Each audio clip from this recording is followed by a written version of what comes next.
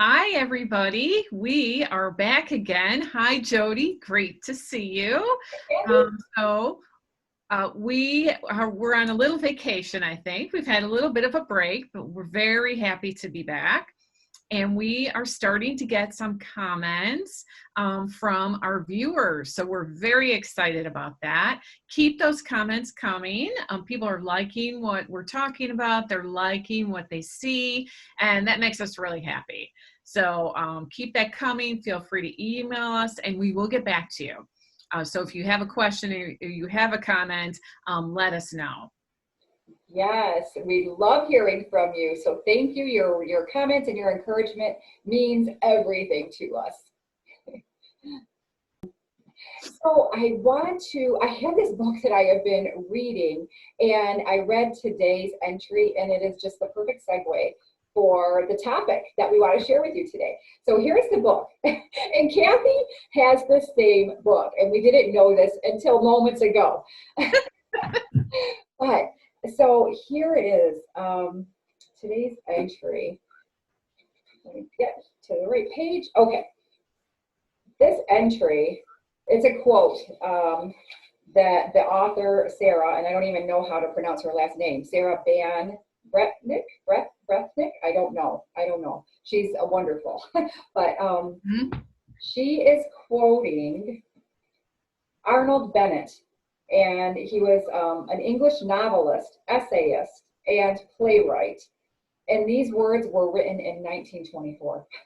That is what blows my mind. So Sarah is quoting him, and what it says: "Nobody has the right to be bored in a half-made home, a home which is not a fair expression of us at our best, a home which lacks what it might have, a home which is in any part more ugly or in any part more uncomfortable than it absolutely need be, a home which cannot be run without waste, a home which by any detail gets on the nerves of its inhabitants and so impairs the harmony of their existence. Something ought to be done about such a home. Why not make the perfecting of the home a hobby?" And then Sarah writes, "An interesting proposition. Most of us don't think of fixing up our homes as a pleasurable pursuit because we usually approach it as a feat requiring more physical, psychic, creative, and financial resources than would be necessary to scale the most formidable mountain in the world." Oh, I just couldn't believe this when I read it today, because it is so relevant to today. We are still struggling with dissatisfaction in our own home. And a lot of that has to do with what we are seeing on Instagram and HGTV and Facebook and glossy photos in magazines. We start comparing. We look around our own home and we compare it to what we're seeing. And that's unrealistic, but it does create a deeper sense of dissatisfaction. So I wanted to share that because it's the perfect segue. Cathy, do you want to tell them a little bit more about what our topic was today and how this all relates? Oh, so our topic today is what is stopping you from creating really the home or the space of your dreams? What's getting in your way and stopping you? And there's lots of times where in my own home and other people's, other clients I work with, where there is a space that's driving them crazy and they just don't get started on it. So we're each going to give a tip about just how you can get started and how you can deal with whatever it is that's stopping you. So I just, because we're still in COVID and we're spending a lot of time at home, and I'm looking around at my space going, oh, I really need to do something about that.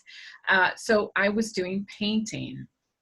So in my painting, what happened is because I picked one thing to do, which is painting, that helped me make some changes and get started and get some momentum.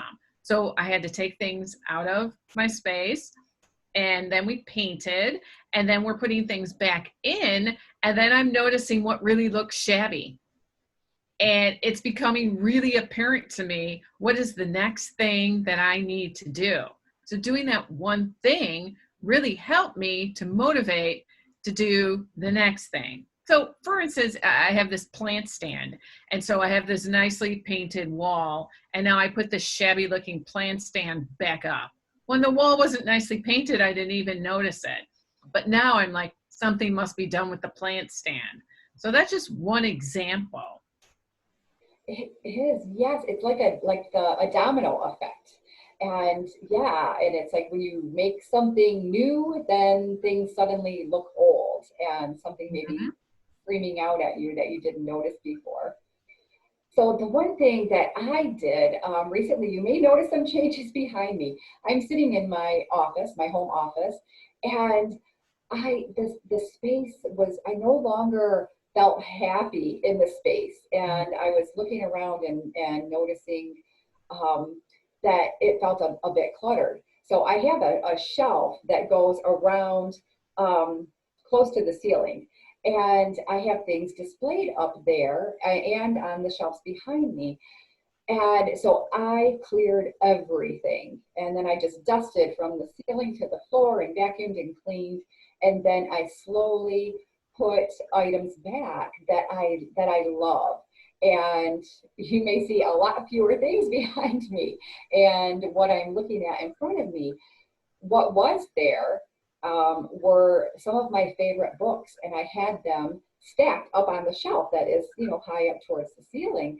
And until I cleared that space, I didn't realize that those books towering above me actually felt heavy and weighty, and it just didn't feel great. But I didn't notice it for quite some time because in my mind, I was creating a view. Like, what am I looking at while I'm sitting here at my computer? And I wanted to see some of my favorite books.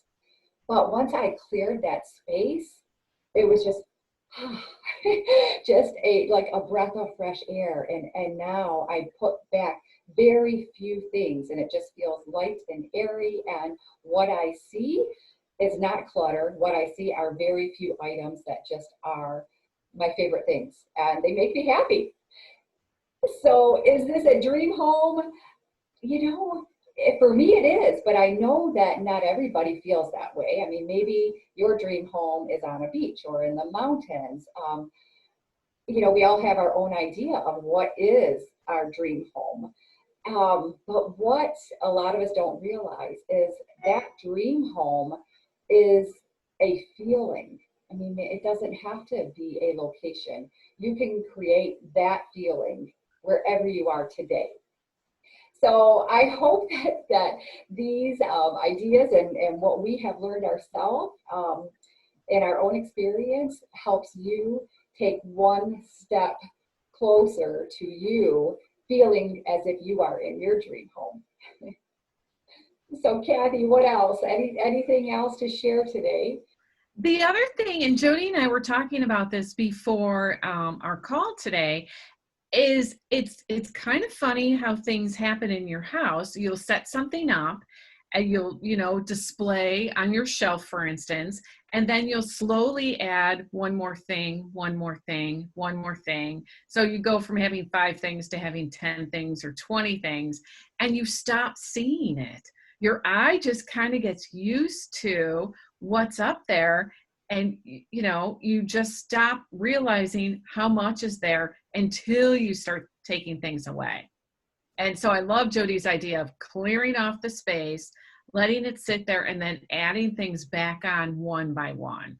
I've seen it in my own house, and I see it in my clients' houses, that you just get used to what's there and you don't even realize that it's cluttered or that it's kind of hurting your eyes, when you look at it. Yes.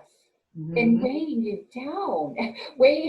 For me personally, that's what was just such an eye-opener.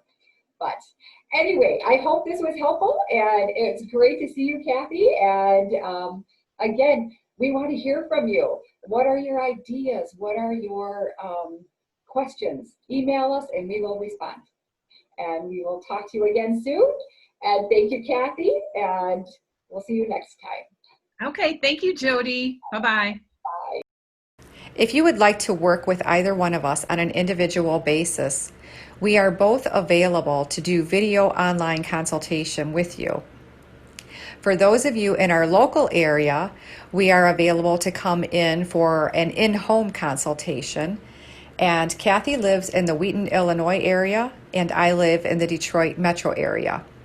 Please visit our websites for more information.